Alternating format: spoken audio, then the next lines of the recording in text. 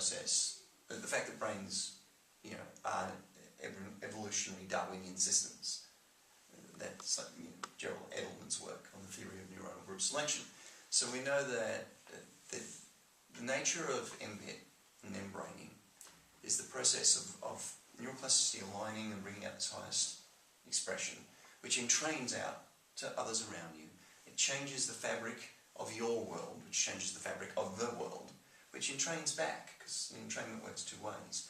And that continues the evolutionary process. So I think what you were saying there in your question, in your point, was when you come to mBIT, it's not like you come to NLP for a bit of personal excellence. It's the structure of human excellence, and it's all about me, and I get something, and that's fantastic. If I do something for others, well, great, but it's really a personal development, in which the focus of personal development is all about self. It's all about self, which is fantastic if that's what you want, and some people want that and need that. That, though, can be a really dangerous thing in the world, especially when you've got 7.2 billion on the way to 11 billion humans, all focusing on self in a system that is not an infinite growth system. So we need wisdom in how we live on spaceship Earth, because it's not infinite. And so it's more about personal evolution, understanding that evolution occurs in ecologies. So in an ecology, in a system, no person can evolve by themselves because the system evolves. So personal evolution, the focus of mBIT and mBraining, is about, it starts with the heart, it's about compassion and connection with others. So it's about relational affect, it's about how you influence and are influenced in return. So it's not about personal excellence, so you get personal excellence from it. Through it, yeah. But the focus isn't on you, the focus is on, you could say, the field, on the system. Nice. And I think that's one of the things that maybe differentiates mBIT from some other personal development focused modalities, and that's, I think, brings an extra layer of wisdom to NLP, because NLP has gotten a bit of a bad name in certain contexts over the years, because some people have used it for, what in a systemic way would be ill intent, very personal intent, but a damage to others. They don't influence integrity, they manipulate. Yep. And NLP is a very powerful tool. It's one of the most profoundly powerful tools I know, until I came across mBIT. So, in that way, I just think mBIT is what NLP, everything NLP needs to be. Yeah. It adds that NLP was largely neuro. At that time, they thought the brain was neuro. The brain was the head brain. Didn't understand we had a heart and gut brain. Linguistic, well, that's language is a function of Wernicke's area. It's left hemisphere with right hemisphere components, but it's largely head brain. Programming, well, it's a very algorithmic programming. We're going to program. So it gets to this bit through kinesthetics. It largely throughout olfactory and gustatory, the two senses, the smell and taste sense, because Bandler and Grinder said, for the most part, you don't need OG, olfactory, gustatory, just focus on visual, auditory, kinesthetics, or visual and auditory head-based modalities. Kinesthetics is the soma, the body, so it's a blunt instrument to get at two core souls, two core intelligences, two brains, and we threw out their language. Most of their language is olfactory and gustatory.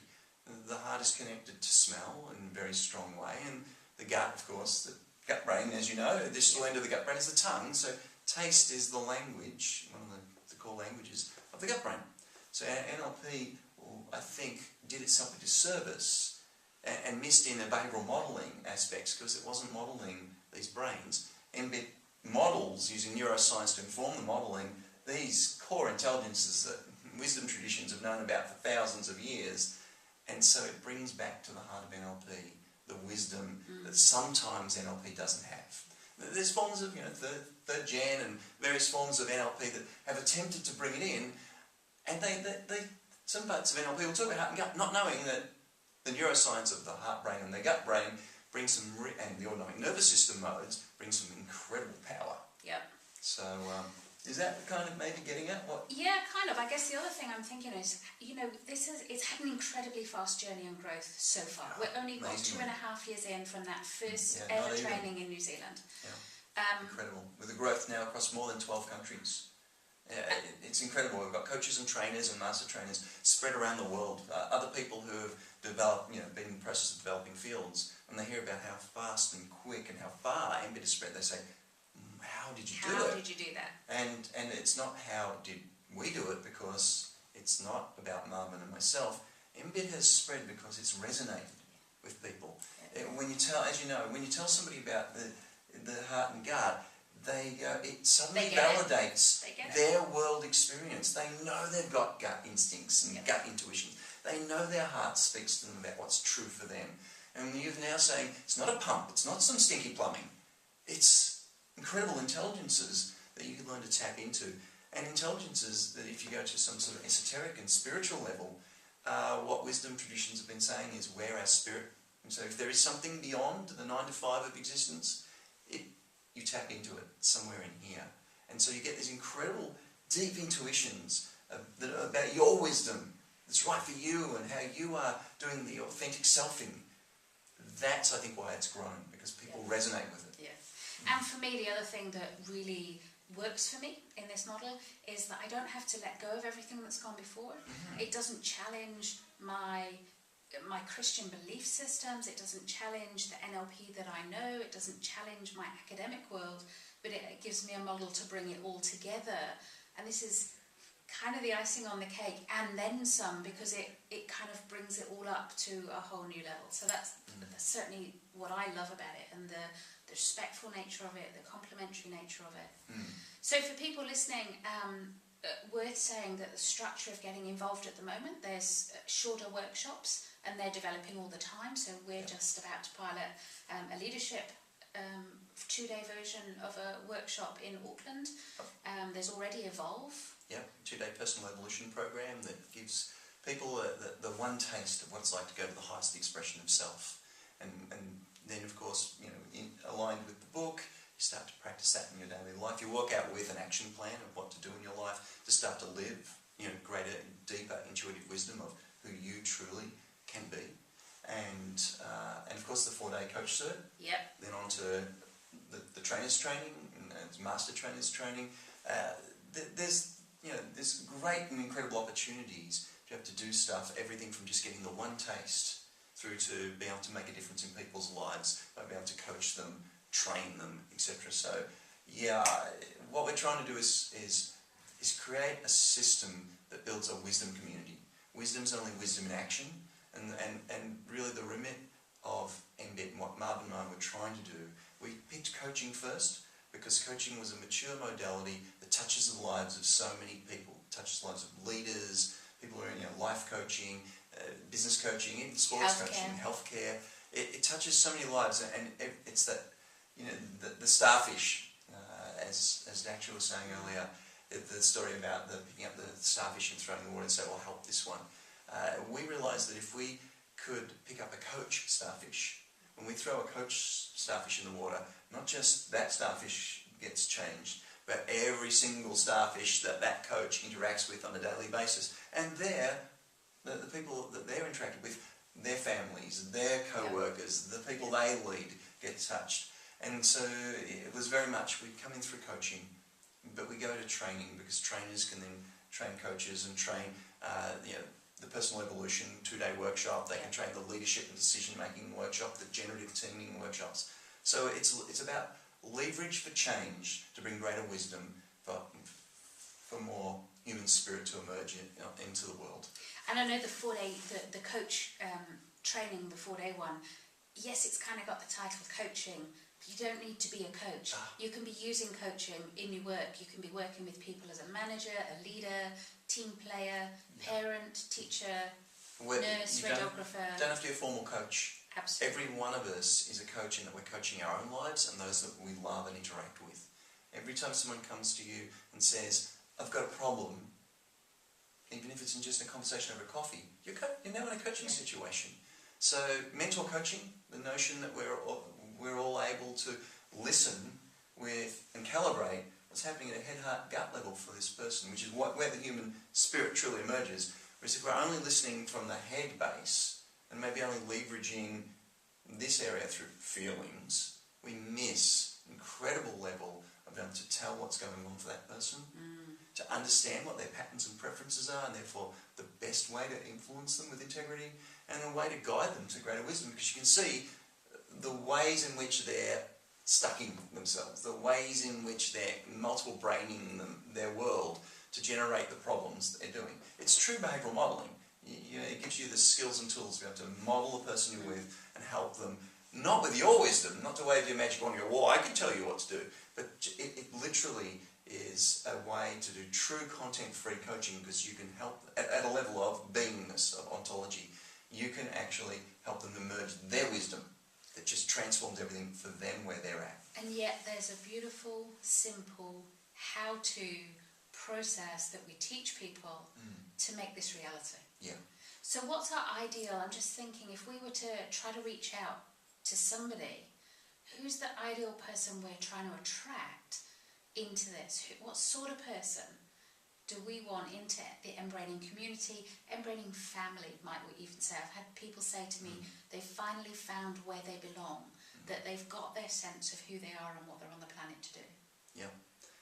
Well, the ideal person for me is anyone who's breathing. Number one, and that's flippant, but to say it's... So the whole 7.2. Yeah, all 7.2 billion. But the next step beyond that is, and this is, I've had a challenge expressing this, actually, but we want people who feel some connection at the heart level, because the heart is the most important aspect for the heart leads, for all sorts of neurological reasons and wisdom reasons. The heart leads the system. So what I don't think is ideal for the mBIT family, the mBIT community, is sociopaths and psychopaths, people who are actually genetically and neurologically disconnected from the heart and gut. I truly don't want anyone taking this technology and using it to attempt to manipulate people. The good thing about the design of mBIT is that it's pretty hard to manipulate somebody if the tool you're using is about them emerging their wisdom, because their deep intuitions, which is what mBIT taps you into, will say, warning, Will Robbins, and this person's trying to manipulate me. So built within mBIT, and the way Marvin and I designed it, was that, but literally when I say we designed it, it was based on a set of understandings that cohered out of the behavioural modelling and the neuroscience, meant that it was obvious that when you packaged it this way, you produced a system that fitted with the way true human wisdom worked. So if you've got a system that is literally, an emergence of the nature of wisdom, then when you operate it, you can't manipulate with it. Yeah. Because inherent in it is that you ensure that ecology is built in at the deepest level. And it is going to challenge some ways of doing business to some extent. So I know for myself, I run my own business. I heard myself saying at my latest coach certification, I'd rather have 10 people in the room who are going to take this and use this to make the wisdom community, to do compassion in the world, than 50 people who get a great experience for 4 days but walk away and change nothing. Exactly. The thing about mBIT is, and certainly in the early days, there's a resonance, and people are being attracted to it. So people read mBraining, and they're immediately attracted if it speaks to them at a head, heart, gut level. Yeah, and it spoke to me, and I want to honour you for all that you've done in that, for allowing me to be part of it, for allowing me to step up as a master trainer. I feel hugely privileged to be part of that group. And just everything you've done. Thank you hugely. Well, I have to say thank you, because, and thank you for that beautiful thanks. And it's people like yourself who have stepped up, that make the community, that have allowed it to have this incredible growth that it has. If it wasn't for the fact that you had the courage, it resonated, but you had the courage to step into that, then it'd just be Marvin and I wandering around the world, running a few small trainings. But the resonance and the spread and it comes from the passion of people like yourself who really got what we were saying. Your vision. The vision of, and that's true leadership. I'd like to say, actually, not my vision, but the vision that is mBIT, and it's that vision came out of mBIT. So I just feel like I tuned into to radio mBIT. It's truly the way it feels, because I asked myself, it's part of the process. You know, it was one night at 2 a.m, Marvin and I were away in the Australian bush working on the development of this. And as we used the model to create the model, and as I asked myself the question, what was the most compassionate, creative and courageous thing I could do? It was to live out that vision. It could not be me if I didn't. Sure. So I don't really feel that it's my vision, it's a vision we all share that I just happen to somehow or other emerge out of mBIT. But once it was in my neurology, how could you not? How could you turn up the next day and not live the most compassionate, creative and courageous you once you'd seen that experience, once you'd felt that experience, once you'd swallowed and digested that experience? And that's what evolved. That's why I wanted to, to create Evolve. That's why, I spoke to Marvin about my idea for Evolve, which came to me when I was walking through the Via Caves of Italy, these incredible cave roads the Etruscans built 2,500, 2,800 years ago. And I was trying to work out if I had to express what mBIT's all about, because I was going to a conference, and it was a heart math conference, it was a heart intelligence conference. And I was like, well, I have to explain the difference between the heart-based stuff and mBIT, which incorporates, because as you know, we're affiliative with all of the different areas. The people who are working on the gut intelligence, the gut brain, the heart brain, and the people who work in this field all love mBraining, and they've given us wonderful testimonials saying our work is profound. And we honour and work with these people because we don't see ourselves in competition with anyone, because mBIT is so complementary. It's complementary to NLP, it's complementary to heart math, it's complementary to coherence.com, etc. So we work closely with all of these people. And going to one of their conferences, I'm going to say, so how do I explain the difference? And what I recognised was about that personal evolution of the nature of the neural networks being evolutionary systems, and that vision for us all working together in community to change. And so I knew I wanted to create this 2-day program that people didn't have to go through the whole coach cert, but they could get in touch with what's the most compassionate, creative and courageous in them, and not just as a set of words, but as a fully guided behavioural experience. And once you've tapped into that, once you've tapped into that sense of truly who you are, and all the stuff that society put on you, etc., that you might have been living from, but really wasn't you and your wisdom. When you tap into that, the next day you can't do anything but live that. And that's how we'll change the level of consciousness, one person, one starfish at a time. So we've got leverage systems, it's not just one starfish at a time, because it's coaches and trainers who are, and training, with leverage. And that's how things can go viral and the world can change in positive ways. And we can get viral memes that go across society that are negative. We can get viral memes that go across society that are positive, and change the structure of the brains so that they're more inclined to think more positive thoughts. That's generative. That's exciting. And in my view, that's true leadership. Thank you. Pleasure.